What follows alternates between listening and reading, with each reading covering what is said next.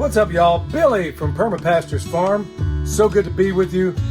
You know, as I look back, we've covered a whole lot of really cool stuff out there, and even still, I think we've only covered maybe 1% of all there is to cover in permaculture. But somehow, some way, I don't know how I let this happen, but I have not even covered some of the most consequential things that are closest to you. This video is really gonna sing to everybody, no matter where you are, no matter where your circumstances, no matter where you find yourself, whether on big acreage or small acreage.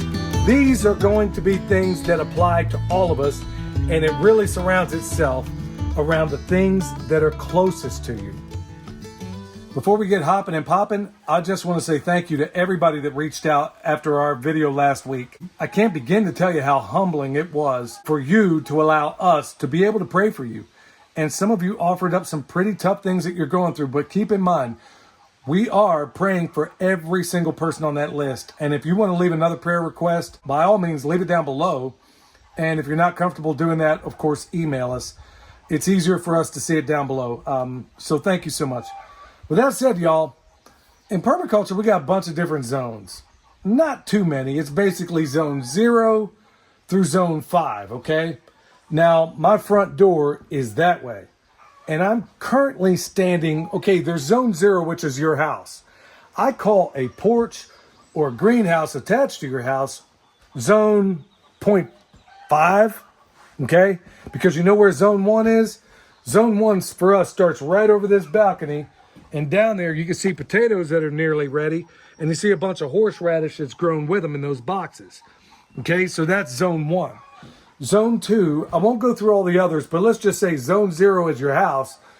Zone 5 is wilderness. Now, in our case, up until recently, we went from zone 1 to zone 5. These are not necessarily concentric rings that are absolutely perfect.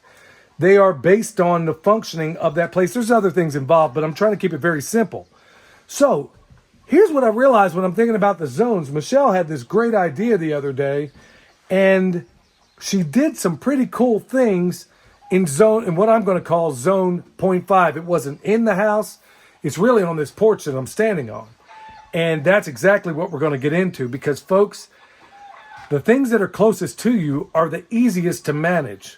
And they can be functional and they can be beautiful all at the same time. So with that said, I'm going to bring the Homestead Honey in here, and we're going to talk about what she did out here and how great an idea it is. Okay, so we've talked about zones all over the place, but we've never really talked about the zones closest to you, which is almost absurd because those are the things that are really most consequential.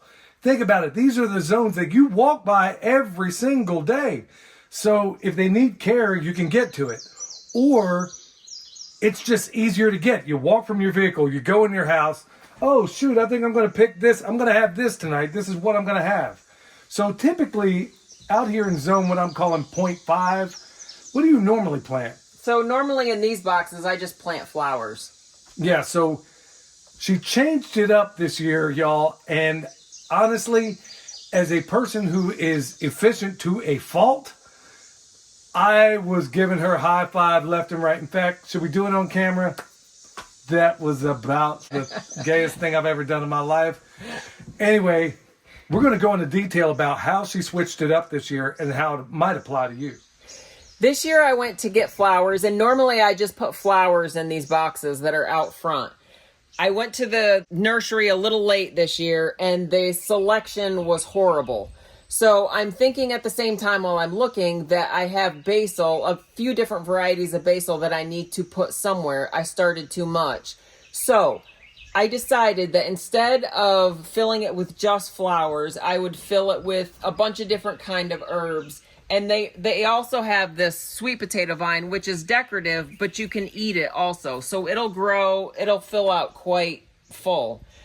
And I got some hot and spicy oregano, which I don't have, but I wonder if it's a little more medicinal than just the regular oregano. So that was my thinking when I got that. These are a couple different kinds of basil that I started. And so I put them in here, and there's parsley right here. So then in this next box, I did a little bit different herbs. I've got This is just the Italian basil. This is lemon thyme, and here is stevia back here. And then there's just some more sweet potato vine just to fill in. In this box, we've got more parsley, some garlic chives, and sweet potato vine.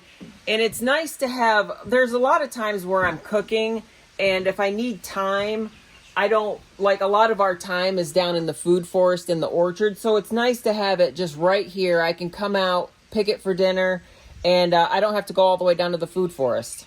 So then there's a different kind of basil and 2 different basils over here. In this one, I have just a different flower. This is just a petunia, but the vine is the same, and also a couple more stevia plants. Okay, I wanted you to see another configuration of what we have there. Michelle combined beautiful and to a certain extent functional, okay? But let's just say you live in an apartment balcony. So I've replicated it in a different way. Now this porch is quite long, okay?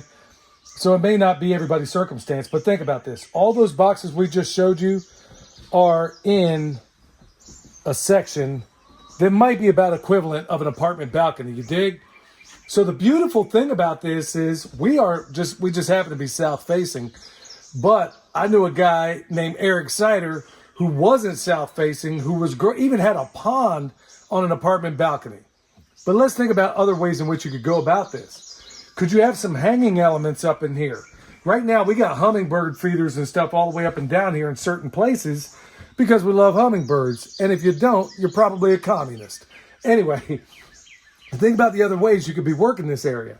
You could have hanging baskets all throughout this area if you were in an apartment.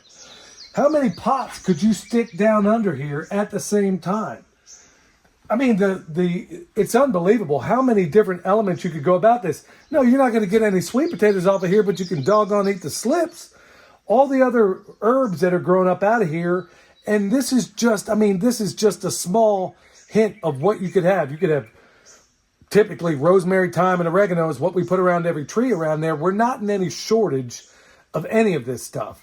But from a preparedness standpoint, how cool would it be to be able to be growing this stuff right on an apartment balcony, whether it was down below, whether it was this area above?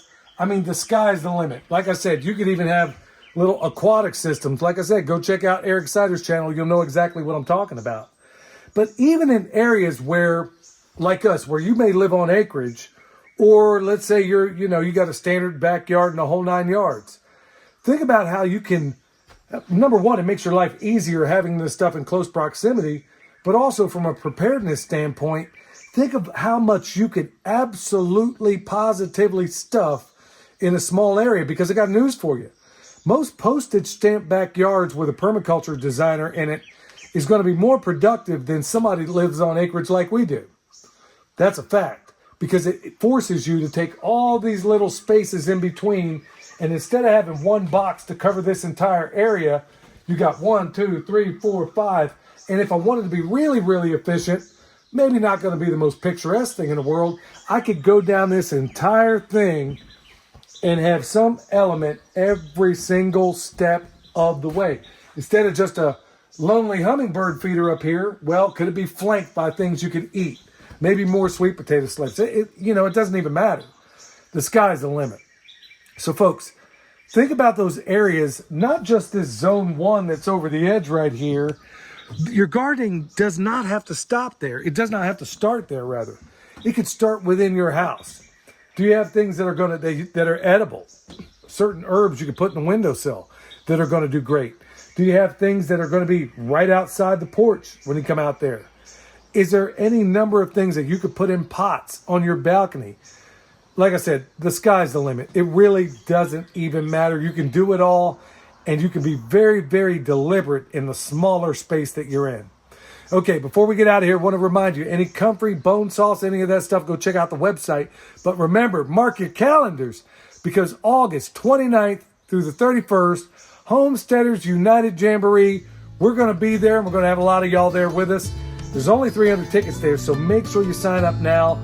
Go to the website, because I think you're going to be blown away with what's included for the price.